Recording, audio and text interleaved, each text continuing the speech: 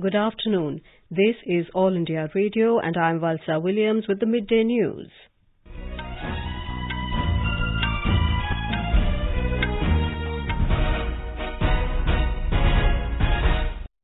The headlines. Prime Minister Narendra Modi reviews progress of Namami Gange projects at Kanpur in Uttar Pradesh. Campaigning for fourth phase of assembly elections in Jharkhand to end this evening. In Assam, situation improves. Curfew relaxed in Guwahati and Dibrugarh. Vice President says focus should be on agro-based industries and other non-farm avenues to double farmers' income. Prepaid rechargeable FASTags allowing automatic payment of toll to become mandatory for all vehicles from tomorrow. Prime Minister Narendra Modi today chaired the first meeting of the National Council for Ganga and reviewed the progress of the Namami Gange project aimed at cleaning River Ganga in Kanpur. Uttar Pradesh Chief Minister Yogi Adityanath, Uttarakhand CM Trivendra Singh Rawat and Deputy Chief Minister of Bihar Sushil Modi were present at the meeting. Union Ministers Prakash Javadekar, Gajendra Singh Shekhawat, Dr. Harshvardhan, R.K. Singh, Prahlad Patel, Mansukh Mandavia, Hardeep Singh Puri and senior officers of the central and state governments also attended the meeting. During the meeting, Mr. Modi reviewed the progress of work done and gave suggestions for cleaning the Ganga. Prior to the meeting, the Prime Minister visited the exhibition on Namami Gange mission, showcasing the work done for the cleanliness of the river. Our correspondent has filed this report. The first meeting of National Ganga Council was scheduled for 1 hour 45 minutes, but it extended for 40 minutes more, and it shows that how important was this platform where many chief ministers and senior ministers gave their suggestions to clean the holy river. The Kanpur stretch of River Ganga is considered to be most polluted segment of the river in its course from Gomukh to Ganga Sagar. However, with the launch of Namami Gange program that aims to clean and rejuvenate Ganga, 13 out of 16 major drains, including biggest and oldest Sishmaut Nala in Kanpur, have been completely tapped, and the sewage and industrial effluent have been diverted to common effluent treatment plants CETPs. Holding the National Ganga Council meeting in Kanpur and then reviewing the work done clearly shows that the clean Ganga is a top priority for central government. Sushil Chandra Tiwari, AIR News, Kanpur. Campaigning for the fourth phase of assembly elections will end this evening in Jharkhand. 15 constituencies spread over 4 districts of Dhanbad, Deoghar, Giridih and Bokaro will go to polls in this phase on Monday. Campaigning in 5 Naxal-affected constituencies of Bagodar, Jamua, Giridih, Dumri and Tundi will end at 3 p.m. while in the remaining 10 seats it will continue till 5 p.m. Campaigning for the fourth phase has reached its peak. Star campaigners of various political parties are making last-ditch efforts to woo the voters. More from our correspondent. Addressing an election rally at Giridih, BJP President and Union Home Minister Amit Shah said only BJP government could curb Naxal violence in Jharkhand. Targeting the UP alliance, Mr. Shah said they have united to grab power only and have nothing to do with the welfare of the people. On the other hand, seeking votes in the favor of UPA, JMM Executive President Hemant Soren said if his alliance is voted to power, 27% reservation will be given to OBCs and loans of farmers will be waived. Jharkhand Vikas Morcha Chief Babulal Marandi alleged that during the 5 years of BJP rule in the state, the poor were targeted and over 5 lakh ration cards were cancelled. He said over 2.5 lakh poor people were deprived from the pension scheme. Leaders of RJD, Congress and AJSU Chief Sudesh Kumar Mahato are also addressing rallies to woo voters in favor of their party candidates. With KK report from Ranchi, Swati Rakheja for AIR News. In Assam, the situation is limping back to normal. Curfew has been relaxed for 7 hours in Guwahati and 6 hours in Dibrugarh municipal area today. A large number of people thronged markets in Guwahati to buy necessary food items. However, educational institutes remain closed in Guwahati and other places. There has been no report of any violent incident in the state during the last 36 hours. Security forces are maintaining a strict vigil across the state to avoid any untoward incident. In Meghalaya, curfew has been relaxed for 9 hours in the areas falling under Lumding Jirri and Sadar police stations of East Khasi Hills district. The district magistrate said the relaxation has been given from 10 a.m. to 7 p.m. today in view of the prevailing law and order situation. Curfew will again be imposed in these areas at 7 p.m. until further orders. Meanwhile, a delegation of Meghalaya Democratic Alliance, led by its chairman and Chief Minister Conrad K. Sangma, met Union Home Minister Amit Shah. The delegation urged the Home Minister to implement the Inner Line Permit ILP in the state. The delegation also apprised him of the shortage of essential commodities in the state owing to the prevailing situation in neighbouring Assam. The Home Minister agreed to examine the matter at the earliest. The state government has decided to convene a one-day special session of the Legislative Assembly to bring in a government resolution for implementation of the ILP. This was informed by the Chief Minister's office in a press statement. The Narcotics Control Bureau has busted an international drugs syndicate. It arrested 9 people and seized narcotics worth about 1,300 crore rupees.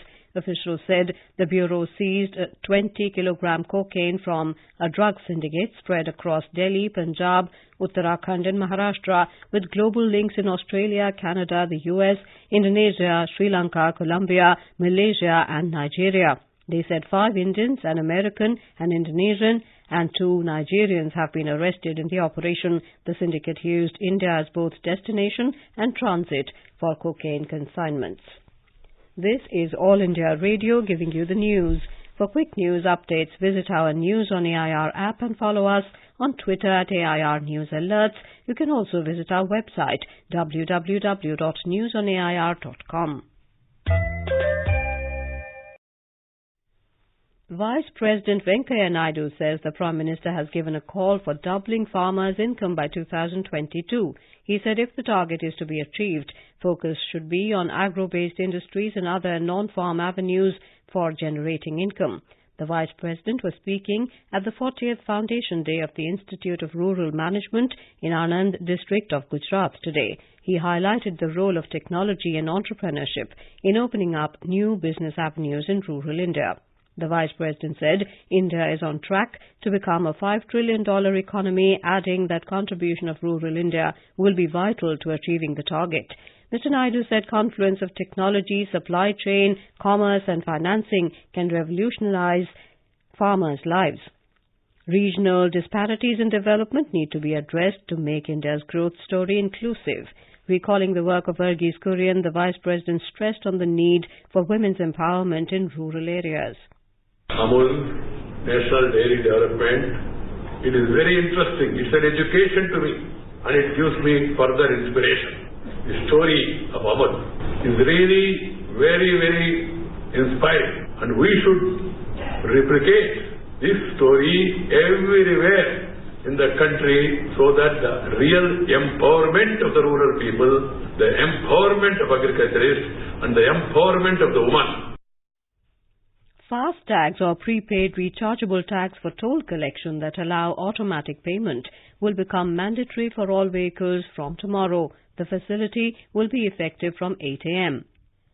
The government launched the National Electronic Toll Collection System, which provides for collection of user fee through FASTag to save fuel and time, curb pollution and ensure seamless movement of traffic. With the help of a FASTag, drivers will not have to stop their vehicles at toll plazas to pay tax. National Highways Authority of India has equipped all fee plazas with the electronic toll collection system. All lanes except one on each side in fee plazas will be declared FASTag lanes. A FASTag uses radio frequency identification technology to enable direct toll payments from a moving vehicle. If anyone goes into an electronic toll collection lane without a FASTag, he or she has to pay double charges. Over 1.65 lakh farmers across the country have been registered on National Agriculture Market (ENAM) platform. Agriculture and Farmers Welfare Minister Narendra Singh Tomar gave this information in a written reply in the Rajya Sabha yesterday. He said 585 wholesale regulated markets have already been integrated with ENAM platform and additional 415 markets have been approved for integration with it. In reply to another question, the minister said, till November this year, 2.99 lakh metric tons of agri-commodities at a value of 84,842 crore rupees have been recorded on the ENAM platform. Cold wave has intensified in Himachal Pradesh following heavy snowfall in high and mid hills. State capital Shimla received the season's first snowfall. Tribal district Lahaul and Spiti, Kinnaur and Kullu districts received heavy snowfall for the last 3 days. More from our correspondent. State capital Shimla received the season's first snowfall yesterday evening, bringing cheers on the faces of tourists and local hoteliers. Jakhu Hill in Shimla received heavy snowfall. Shimla district administration has advised tourists not to venture high altitude areas as many circuit roads are still blocked due to heavy snow. Meanwhile, Shimla, Kufri, McLeodganj, Manali and Dalhousie is fully jam-packed with tourists. On the other hand, many roads connecting villages and highways have been blocked due to heavy snowfall. As weather remained clear today, the district administration deployed man and machine to clear the snowbound roads on war footing. Sanjeev Sundaryal, AIR News, Shimla. Cold wave continued to sweep Uttarakhand after heavy snowfall in hilly areas and moderate rainfall in other parts of the state during the past 24 hours. Our correspondent has filed this report.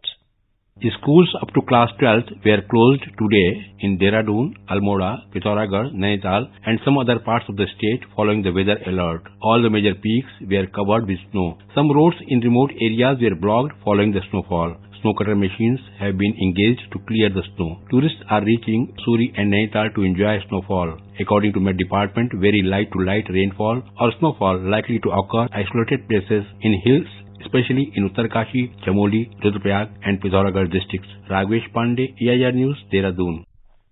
Vehicular traffic on the Jammu-Srinagar National Highway remained suspended for a second consecutive day today due to its blockage triggered by snowfall and landslides since Thursday evening. IGP Traffic Police Alok Kumar said about 3.6 feet snow has accumulated around Jawahar Tunnel in Ramban district, which is being cleared by Border Roads Organisation authorities since early morning. There has, however, been no snowfall overnight. Mr. Kumar said at about 8 places between Ramban and Ramsu, landslides and shooting stones blocked the highway. The IGP said about 3,000 trucks are stranded in Kazigund area in the valley. Similarly, more than 2,000 trucks are stuck between Jammu and Udhampur as a large number of light motor vehicles are stranded in Udhampur. In Jammu and Kashmir, a foolproof mechanism has been put in place so that problems being faced by the people are resolved expeditiously. This was stated by K.K. Sharma, the advisor to the Lieutenant Governor, while speaking at a public grievance camp in Jammu. He said necessary instructions have been issued to the concerned departments for ensuring speedy implementation of various welfare programs. Mr. Sharma added that grievances are being redressed in a time-bound manner by obtaining periodic feedback from the concerned departments and executing agencies so that deliverance increases on the ground. Congress today alleged that the NDA government has destroyed the country's economy. Addressing a rally in New Delhi, Congress Interim President Sonia Gandhi questioned demonetization and claimed that no black money was unearthed. She said people's money deposited in banks is not safe. Addressing the rally, Rahul Gandhi claimed that the country's GDP is going down and the employment rate has reached the lowest level. Police divers returned to the waters around New Zealand's volcanic White Island today to search for the remaining 2 victims of an eruption. At least 16 people died and dozens were severely burned in the disaster. The eruption occurred on Monday as 47 tourists and their guides were exploring the island. Military specialists yesterday recovered 6 bodies from the island in a carefully planned but risky operation. In the United Kingdom, 15 Indian origin politicians have entered the House of Commons in the historic general election held on Thursday. Prime Minister Boris Johnson's Conservative Party registered a thumping majority. Indian origin candidates across both ruling Conservative and opposition Labour parties registered equally strong results of 7 wins each. And now, before we end the bulletin, the headlines once again. Prime Minister Narendra Modi reviews progress of Namami Gange projects at Kanpur in Uttar Pradesh. Campaigning for 4th phase of assembly elections in Jharkhand to end this evening. In Assam, situation improves. Curfew relaxed in Guwahati and Dibrugarh. Vice President says focus should be on agro-based industries and other non-farm avenues to double farmers' income. And prepaid rechargeable FASTags, allowing automatic payment of toll to become mandatory for all vehicles from tomorrow. For details of these stories and more, visit News on AIR app and log on to our website www.newsonair.com. And with that, we end the midday news.